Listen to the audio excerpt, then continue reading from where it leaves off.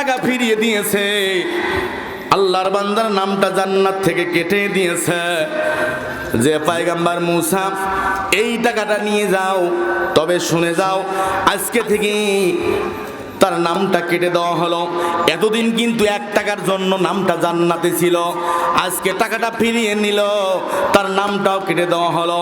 তবে পয়গম্বর মূসা ভালো করে বুঝো, এই লোকটাকে টাকাটা দিয়ে বলবে এটা সাধারণ কোনো টাকা না, যদি 1 টাকা, এটা আল্লাহর দরবারের টাকা, এই টাকাটা সারা জীবন খরচ করে খাইয়ে শেষ করতে পারবে না। এই টাকাটা এত বরকত, এত রহমত, 1 টাকার মধ্যে এত বরকত থাকবে, সারা জীবন খাবে ওই লোকটা 1টা টাকা শেষ খাইয়ে শেষ করতে পারবে না। জোরে কোন সুবহানাল্লাহ। এইভাবে নিয়ে আসলেন 1 টাকা, জোরে কোন কয় টাকা? 1টা টাকা নিয়ে আসলেন আল্লাহর দরবারের টাকা, দান করে আবার ফিরিয়ে নেওয়া। কথা বলেন ঠিক কিনা আমার ভাইরা? আজকে দেখবেন বাপে যদি দান করে, বেটায় আবার সেই দান মানে না। কথা বলেন ঠিক কিনা? এমন আছে কি আছে না? তবে এখানে আছে না আমাদের রংপুরের ঘটনা, এখানকার মানুষ আবার মন খারাপ করা যাবে না। কথা বলেন ঠিক কিনা? আমি লম্বা করব না, সংক্ষিপ্ত ঘটনা। এবার লোকটা দাঁড়ায় আছে যে 1 টাকাও দেব না, ফিরিয়ে দেন। এবার নিয়ে আসছে ওই টাকাটা। পয়গম্বর মূসা নবী বলতেছে যে এই যে আল্লাহ তোমার 1 টাকা, একদিনের 1 টাকা ফিরিয়ে দিয়েছে, তবে এতদিন টাকাটা আল্লাহর দরবারে ছিল, তোমার নামটাও জান্নাতের খাতায় লেখা ছিল। জোরে কোন সুবহানাল্লাহ।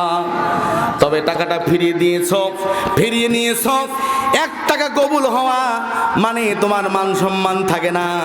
এই জন্য আল্লাহর দরবারের টাকা ফিরিয়েছিস, আল্লাহ টাকাটা দিয়েছে, তবে জান্নাত থেকে তোমার নামটাও কেটে দিয়েছে। তবে এই টাকাটা সাধারণ টাকা না, এইটা আল্লাহর দরবারের টাকা। এই টাকাটা সারা জীবন খেয়ে 1 টাকা শেষ করতে পারবে না, এই টাকা দিয়ে সারা জীবন খাইতে পারবে। এটা আল্লাহর দরবারের টাকা, শেষ হবে না। জোরে কোন সুবহানাল্লাহ। আমার ভাইরা, ওই লোকটা 1টা টাকা ফিরিয়ে নিয়েছে। জোরে কোন কয় টাকা? আল্লাহর দরবারের টাকাটা ফিরিয়ে নিয়েছে। এইভাবে তার দিন যাচ্ছে, চলতে চলতে আল্লাহর হুকুম, তার ব্যাংক ব্যালেন্স সব শেষ হয়ে যাচ্ছে, সমস্ত পুঁজিগুলো শেষ হয়ে গেল, সব টাকা শেষ হয়ে গেল।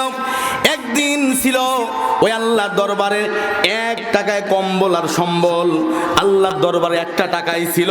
আর সেই দিন তার বাড়িতে আল্লাহর পক্ষ থেকে একটা মেহমান চলে আসলো। কথা বোঝা গেল কি গেল না? মেহমান বুঝেন তো আমার ভাইরা?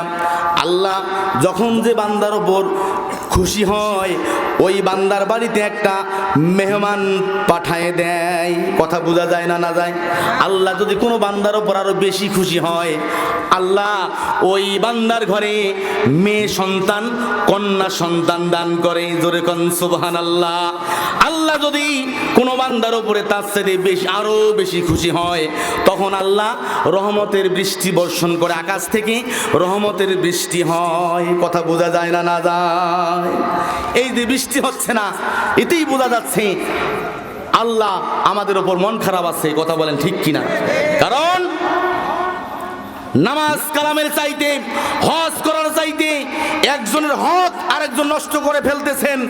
এইটা আল্লাহর দরবারে মাপ না হওয়া পর্যন্ত আপনার ওই যার হক আপনি নষ্ট করলেন, আপনি বোনকে 1 শতক জমি ঠগাই দিয়েছেন, ভাইকে 10টা টাকা আপনি ঠগাইছেন, কিয়ামতের দিন ওই ভাই ওই বোন যতদিন 1 শতক জমি বা ওই 10টা টাকা আপনাকে ক্ষমা করবে না, ততক্ষণ আমার আল্লাহ আপনাকে মাফ করবে না। কথা বলেন ঠিক কিনা আমার ভাইয়েরা? আপনি 1 ওয়াক্ত নামাজ পড়েন নাই, আল্লাহ যদি মন চায় মাফ করে দেবে। এখানে প্রধানমন্ত্রীরও করার কিছু নাই। কথা ঠিক আছে না নাই? আল্লাহর হক আপনি নষ্ট করেন, যদি একদিন রোজা রাখেন নাই, আল্লাহ যদি মাফ করে দেয়, করার কারো কিছু নাই। কথা বলেন ঠিক কিনা? তবে বান্দা হয়ে বান্দার হক নষ্ট করবেন, ওই বান্দা যতক্ষণ আপনাকে মাফ দেবে না, ততক্ষণ এই হক আমার আল্লাহ মাফ করবে না। কথা বলেন ঠিক কিনা আমার ভাইয়েরা? 1টা টাকা ফিরিয়ে দিয়েছে এবং বলেছে এই টাকাটা সাধারণ টাকা না। এইটা কোন টাকা মনে আছে? কোন টাকা? হালাল টাকা এবং কার দরবারের টাকা? আল্লাহর ব্যাংকে জমা ছিল, কিন্তু ফিরিয়ে নেওয়া হলো। এই টাকার বরকত থাকবে, যতদিন মন খরচ করবে এই টাকা শেষ করতে পারবে না। জোরে কোন সুবহানাল্লাহ। তবে সেই দিন আল্লাহর দরবারের টাকাটাই ছিল, আর কোনো টাকা ছিল না। আর সেই দিন তার বাড়িতে কে আসলো মনে আছে? মেহমান আসলে মেহমানের জন্য একটু খরচ খালা, একটু বাজার করার দরকার আছে না নাই? আমার ভাইরা, 1 টাকা ছাড়া কোনো টাকা নাই। এই আল্লাহর দরবারের টাকা ছিল। এই টাকা নিয়ে আল্লাহর বান্দা গোশত কিনতে, জোরে কোন কি কিনতে? মেহমান আসলে কিছু লাগুক বা না লাগুক, গোশত লাগবেই, ঠিক কিনা? গোশত কিনতে এক দোকানে চলে গেছে। এবার দোকানে গিয়ে বলতেছে, এক কসাই বেটা গরুটা জবাই করে গোশত নিয়ে বসে আছে, এখনো বিসমিল্লাহ করে নাই। বোঝেন কি বোঝেন নাই? এদিকে কি বলেন? ষাট, এইটা বলা যাবে না, ঠিক কিনা? বৌনি, ষাট, এইগুলা বলা যাবে না। বিসমিল্লাহ বলতে হবে। এখনো বিক্রি শুরু হয় নাই, মানে এখনো বিসমিল্লাহ হয় নাই।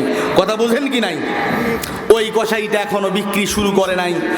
এমন সময় 1 টাকার কাস্টমার, কয় টাকার? বলে, ভাই আমি 1 টাকার গোশত চাই।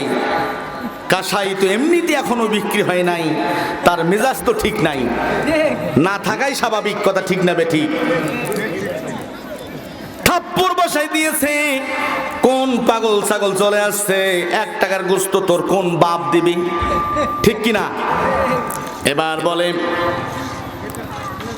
পয়গম্বর মুসা নবীর কথা মনে আছে, এটা আল্লাহর দরবারের টাকা, এই টাকা আমি শেষ করতে পারবো না।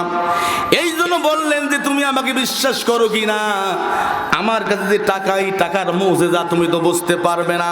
তবে আমাকে 1 টাকার গোশত যদিও না দাও, এই টাকা 1 পাল্লায় দাও। 1 পাল্লায় দিয়া এই 1 টাকার ওজনে আমাকে গোশত দাও। কারণ অন্য অন্য কাস্টমার তো টাকার ওজনে তুমি দিবে না। কথা বলেন ঠিক কিনা? আমার 1 টাকার ওজনে যা হয় এইটা দিয়ে বিদার করো। কাসাই বলে, তাহলে তো লাভে হবে, ঠিক কিনা? সামান্য 1 চিমটি গোশত উঠবে বা না উঠবে এইটা মনে করে লোকটার হাত থেকে, কাস্টমারের কাছ থেকে টাকাটা নিয়ে যখন পাল্লায় বসাই দিয়েছে, আল্লাহর হুকুমে পাল্লাটা জমিনের মধ্যে বসে গেছে। জোরে কোন সুবহানাল্লাহ। আমার ভাইরা, এবার কসাই বুক ভরা আশা, মন ভরা ব্যথা নিয়া, ছোট্ট একটা 1 চিমটি গোশত নিয়া পাল্লার উপরে দিছে। যেমন পাল্লা তেমন আছে, পাল্লা চুল পরিমাণ কোনো পরিবর্তন হয় না। জোরে কোন মারহাবা। আমার ভাইরা, কসাই মনে করতেছে মনে হয় কম হয়ে গেছে, একটু বড় গোশতের টুকরা কেটে দিয়েছে। যেমন পাল্লা তেমন আছে। এবার কসাই ঘাম শুরু হয়ে গেছে। ঘাম বোঝেন তো? ঘাম শুরু, ব্যবসায় লস হলেই ঘাম শুরু হবে, এটাই স্বাভাবিক। আমার রংপুরের কথা বুঝতে পারছেন? আমার ভাইরা, 1 কেজি 2 কেজি পরিমাণ গোশত কেটে দিয়েছে। যেমন পাল্লা তেমন আছে। কসাই ঘামতে ঘামতে শরীর গোসল হয়ে যাচ্ছে, ঠিক কিনা? একটা গরু জবাই করলে 2 মণ 4 মণ গোশত হবে। আমার ভাইরা, সমান সমান গোশত 2 ভাগ করে দিয়েছে। কারণ জবানি দিয়েছে, ওজন পরিমাণ তাকে দিয়ে বিদায় করতেই হবে।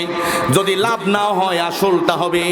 অর্ধেক গোশত ভাগ করে অর্ধেক গোশত তুলে দিয়েছে। যেমন পাল্লা তেমন আছে, পাল্লা সমান হয় না। সাধারণ টাকা না, এই টাকা আল্লাহর দরবারের টাকা। আপনাদের মনে আছে কি আছে না? আমার ভাইরা, কালেমা পড়েন, লা ইলাহা ইল্লাল্লাহ, তা তো বলবই। মুহাম্মাদুর রাসূলুল্লাহ, এখন শেষ করে সাল্লাল্লাহু।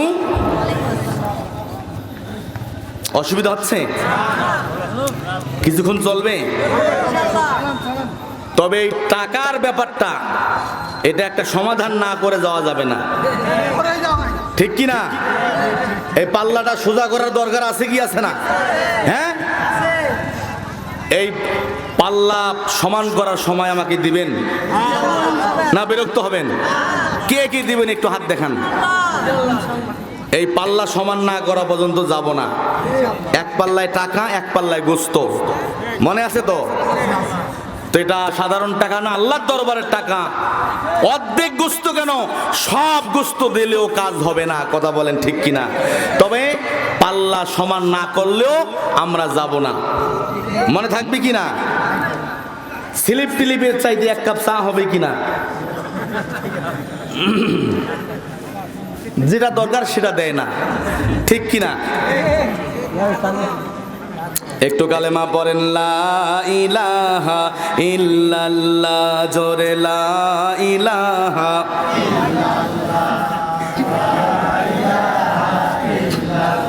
জোরে লা ইলাহা, লা ইলাহা। সোনা দানা দামি গহনা, সোনা দানা দামি গহনা, ও তোর সঙ্গে কবরে কিছু যাবে না, ঠিক কিনা? সোনা দানা দামি গহনা, সবাই বলেন না, সোনা দানা। ও তোর সঙ্গে কবরে কিছু যাবে না, ও তোর ঈমান আমল ছাড়া, ও তোর ঈমান আমল ছাড়া কিছুই যাবে না, কিছুই যাবে না, শুধু আল্লাহ ছাড়া কিছু মানি না। লা ইলাহা, জোরে লা।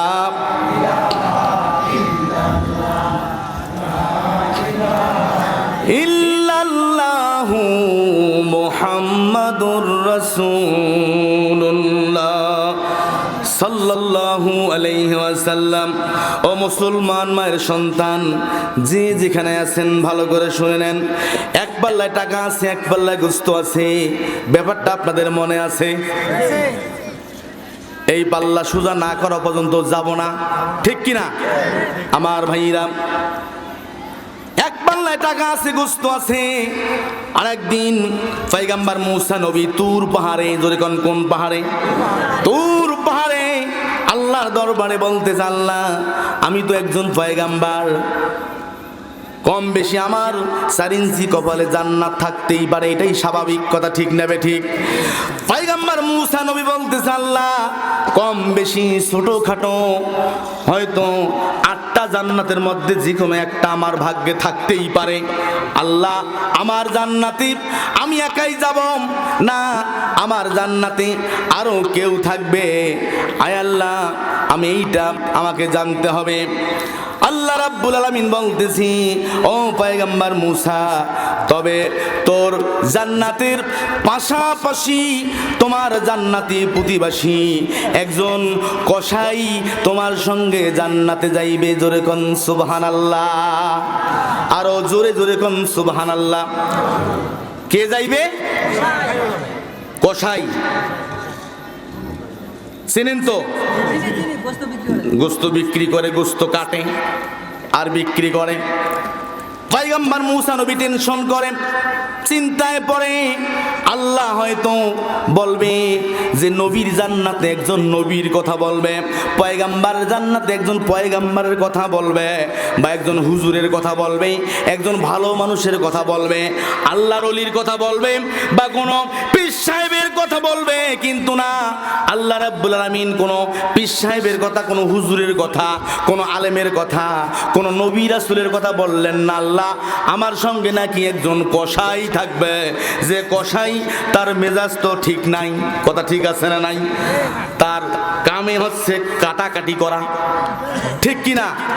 এ আল্লাহ, এই কসাই আমার প্রতিবাসী আমাকে ঠিক মতো জান্নাতে গিয়ে আরাম করে থাকতে দেবে কি? আমার কি ঘুম হবে না? কসাই পরিবেশ খারাপ করে দুনিয়ার মতো আবার গোস্ত ছোটাছুটি করবে, কাটাকাটি করবে, ঠিক কিনা?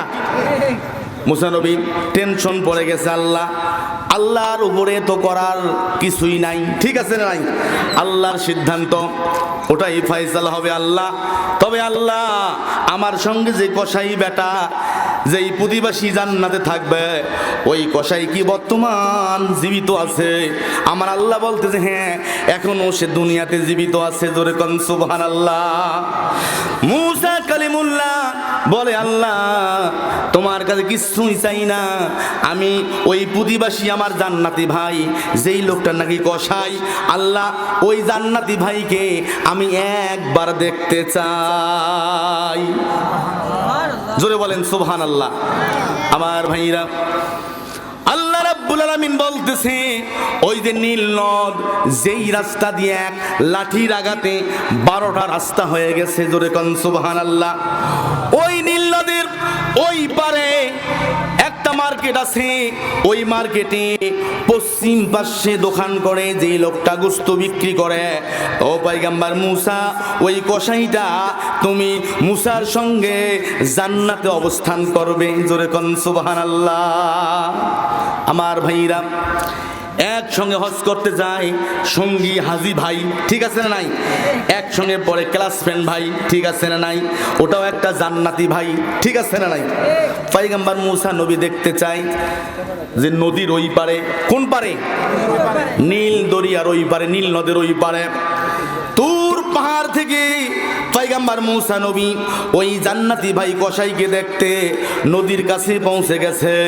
আমার ভাইরা, নদীর বড় বড় ঢেউ আসতেছে, কম বেশি আকাশটাও খারাপ, মেঘ মেঘ দেখা যাচ্ছে। পয়গম্বর মুসা নবী তেমন চলন্ত পানিতে, স্রোতের পানিতে সাঁতার দিতে ভয় লাগতেছে। আমার ভাইরা, ওই সময় মাঝি নাই, মাল্লা, লঞ্চ, স্টিমার, মাঝি মাল্লার কোনো ব্যবস্থা নাই, নৌকার কোনো ব্যবস্থা নাই। আল্লাহ আমি কেমনে নদীর ওই পারে যাই? ওই পারে না যাইতে পারলে কসাইকে দেখতে পারবো না। কথা বলেন ঠিক কিনা?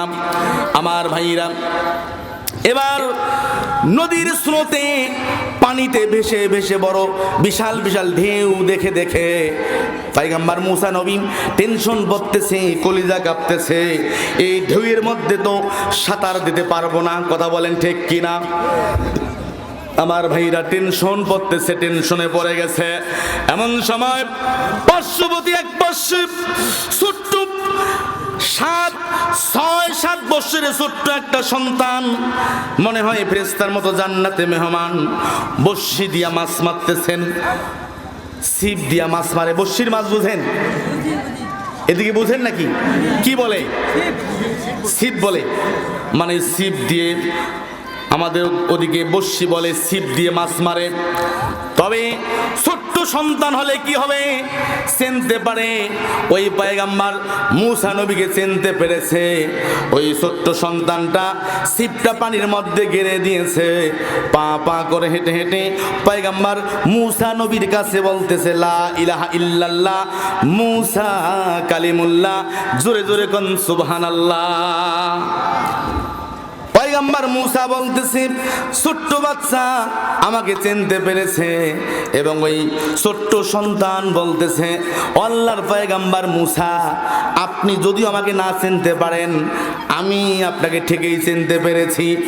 আপনি বলেন, এই মুহূর্তে আমি একজন ছোট্ট সন্তান, আপনার কি খেদমত করতে পারি, আপনার কি কাজে আসতে পারি? জোরে কোন সুবহানাল্লাহ। পয়গম্বর মুসা নবীর একটু মেজাজ খারাপ ছিল, রাগ বেশি ছিল, ঠিক কিনা? ফেরাউনের দরবারে একটু কম বেশিতে এক ঘুষিতে একটা মানুষ মেরে দিয়েছিল, ঠিক কিনা? সেই দিকে আমি যাই না। পয়গম্বর মুসার ধারণা, এই মুহূর্তে লাগবে আমার নৌকায় চড়বো, নদীর ওই পারে যাব। আর এই পিচ্ছির বাচ্চা পিচ্ছি বলে কি কাজে লাগবো? আপনার জন্য কি করতে পারি বেটা? তুই তো দূরের কথা, এই মুহূর্তে যেটা লাগবে, তোর বাপ পর্যন্ত আমার জন্য নৌকা বানাইতে পারবে না। কথা বলেন ঠিক কিনা? তুই আমাকে বিরক্ত করিস না, তোকে বলে কোনো লাভ হবে না। ছোট্ট সন্তান জান্নাতে মেহমান বলতেছেন, ও পয়গম্বর মুসা সাবধান, সাবধানে কথা বলবেন, যা বলবেন আমাকে বলবেন, খবরদার আমার বাবার নাম ধরে কোনো কথা বলবেন না।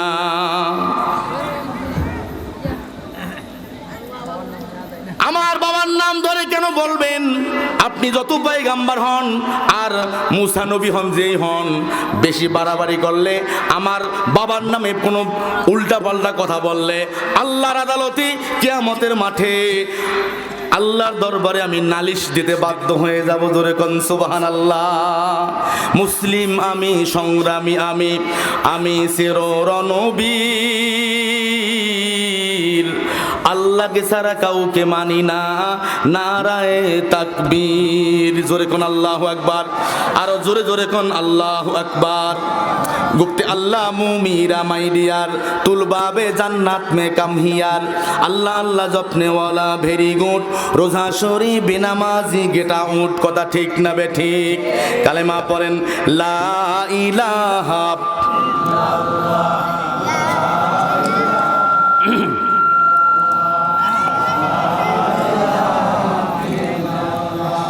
জোরে লা ইলাহা মুহাম্মাদুর রাসূলুল্লাহ। যেদিন গুনাহগারের মাথার মগজ পড়বে গলে গলে, কারো হাঁটু কারো মাজা ঢুকবে গামের জলে, হাবু ডুবু খাইবে রে ভাই ডুববে কারো কায়া, সেই দিন মুমিন বান্দা পার হইবে আরশ তলে ছায়া। জোরে কোন মারহাবা। যখন বলেছে, ও পয়গম্বর মুসা যা বলবেন আমাকে বলবেন, আমার বাপের নামে উল্টা পাল্টা কথা বলবেন না। কথা বলেন ঠিক কিনা? এবার পয়গম্বর মুসা নবী বলতেছে, এই পিচ্ছি তুমি কি পারবি? এই মুহূর্তে আমাকে বড় নৌকা লাগবে, আমি নৌকায় চড়বো, নদীর ওই পারে যাব। তবে ছোট মুখে বড় বড় কথা, কথা তো ঠিকই বলো, এই মুহূর্তে আমার কি কাজে লাগবে? তুমি কি পারবে এই ছোট্ট মানুষ হয়ে পয়গম্বর মুসা নবীর জন্য একটা নৌকার ব্যবস্থা কি করতে পারবে? যেই বলছে নৌকার ব্যবস্থা কি করতে পারবে, সঙ্গে সঙ্গে ছোট্ট সন্তান, এই 6 বৎসরের সন্তান জান্নাতে মেহমান, দুইটা হাত তুলে দিয়েছে আল্লাহর দরবারে, আল্লাহ তোমার পয়গম্বর মুসা নবীর জন্য একটা নৌকার ব্যবস্থা করে দাও আল্লাহ। আমার আল্লাহ নামের তরি, রাসূল নামের পাল সাজাও, বিসমিল্লাহে বলে মমিন কুলে তরি খুলে দাও। কোনদিন কারো থেকে প্রতিশোধ নাওনি তুমি, সকলের মুক্তি তরে করলে দোয়া দিবস জামি, আলামিন উপাধি ছিল তোমার পাওনা উপহার, শত্রু মিত্র তুমি যে সবার, চেচে মাগফিরাত আসবে যেদিন আখেরাত। বলেন, চেচে মাগফিরাত আসবে যেদিন আখেরাত, সেদিন তুমি শাফায়াতের আঞ্জাম টুকু দাও রে, বিসমিল্লাহে বলে মুমিন কুলে তরি খুলে দাও। লা ইলাহা ইল্লাল্লাহ, লা ইলাহা ইল্লাল্লাহ, লা ইলাহা ইল্লাল্লাহ, লা ইলাহা ইল্লাল্লাহ, মুহাম্মাদুর সাল্লাল্লাহু আলাইহি ওয়াসাল্লাম। ভাইজান, এক পাল্লায় টাকা আর এক পাল্লায় কি মনে আছে? পাল্লা কিন্তু এখনো সোজা হয় নাই, মনে আছে না নাই? স্বল্প সময় বলে দেয়া যায়, লম্বা করার সময় নাই।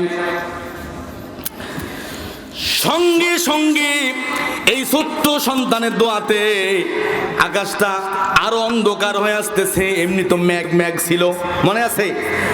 কিন্তু সন্তান দোয়া করলো, আল্লাহ তোমার পয়গম্বর মুসা নবীর জন্য নৌকার ব্যবস্থা করে দাও। আকাশটা আরো মেঘাচ্ছন্ন হয়ে যাচ্ছে, আরো অন্ধকার হয়ে যাচ্ছে। অন্ধকার হইতে হইতে আকাশ থেকে মেঘগুলো ছিঁড়ে ছিঁড়ে আস্তে আস্তে পয়গম্বর মুসা নবীর সামনে আকাশের মেঘ দিয়া অটোমেটিক একটা নৌকা তৈরি হয়ে গেল। জোরে কোন সুবহানাল্লাহ। যদিও এই বাচ্চাটা অনেক ছোট, তার ভিতরে ঈমানটা অনেক বড়, ঠিক কিনা? আমার ভাইরা, আমি লম্বা করব না, সংক্ষিপ্ত ঘটনা। পয়গম্বর মুসা নবী অবাক হয়ে দেখলো সন্তান দোয়া করতে দেরি হলো, তবে আল্লাহ নৌকা পাঠায় দিতে দেরি করলো না। জোরে কোন সুবহানাল্লাহ। বাচ্চার ভিতরে মাল মেডিসিন আছে কি আছে না? আছে কি না? পয়গম্বর মুসা নবী মাথায় হাত দিয়ে দোয়া করে দিচ্ছে, তুমি কত বড় ভাগ্যবান, এই ছোট্ট সন্তান, তুমি জান্নাতে মেহমান। একবার পরিচয় দেন বাবা, তোমার পরিচয় দাও, কি এমন এলেম আছে, কি এমন আমল আছে, কোন কারণে আল্লাহ তোমার দোয়াতে নৌকার ব্যবস্থা করে দিয়েছে। জোরে কোন সুবহানাল্লাহ। তোমার পরিচয় না নিয়া আমি তোমার নৌকায় চড়তে পারবো না। আমার ভাইরা, এবার ছোট্ট সন্তান চোখের পানি স্ত্রী দিয়ে কাঁদতেছেন, বলতেছেন, পয়গম্বর মুসা শুনে নেন, আমার তেমন কোনো বয়স নাই, তেমন কোনো এলেম নাই, তেমন কোনো আমল নাই, আল্লাহ আমার দোয়ায় কিন্তু নৌকা বানায় দেয় নাই, আল্লাহ আমার মায়ের দোয়ায় নৌকা বানায় দিয়েছে। জোরে কোন সুবহানাল্লাহ। কার দোয়ায়? পয়গম্বর মুসা নবী বলতেছে যে তোমার মা কি দোয়া করেছে, যে আমার মা মৃত্যুর সময় শেষবারের জন্য আমার মাথায় হাত দিয়ে একটা দোয়া করে দিয়েছে, ওই দোয়ায় আল্লাহ আপনার জন্য আজকে নৌকা বানাই দিয়েছে। মা বাবার দোয়া যার সঙ্গে আছে, দুনিয়ায় দুধ ভাত, পরকালে আল্লাহর জান্নাত। কথা ঠিক না বে ঠিক? আজকে ছেলেরা যদি বউ পায়, বউ পাইলে মাকে দেখে না, বাবাকে দেখে না, বউ পাইলে বুড়াটা মরে না, বুড়িটা মরে না, বুড়া বুড়ি সংসারের যন্ত্রণা। এই ছেলেরা বিয়ের পরক্ষণ মা বাবার সঙ্গে দুর্ব্যবহার, ঠন ঠন। বউ হলো তার সোনার চান, বাবাকে বলে বুড়া, মাকে বলে বুড়ি। বউ হলো তার পরমা সুন্দরী, মিষ্টি সুরে। শ্বশুরকে বলে আব্বা জান, শাশুড়িকে আম্মা জান। শনিবার মঙ্গলবার হামার বাড়ির যান, খাসির গোস্ত দিয়ে ভাত খান। এরা শিক্ষিত শয়তান। কথা ঠিক কিনা কন? আজকে জাতি শিক্ষিত হয়েছে যত, পেছনে পড়েছে তত, দেখতে দেখা যায় মানুষের মতো, সংখ্যায় তারা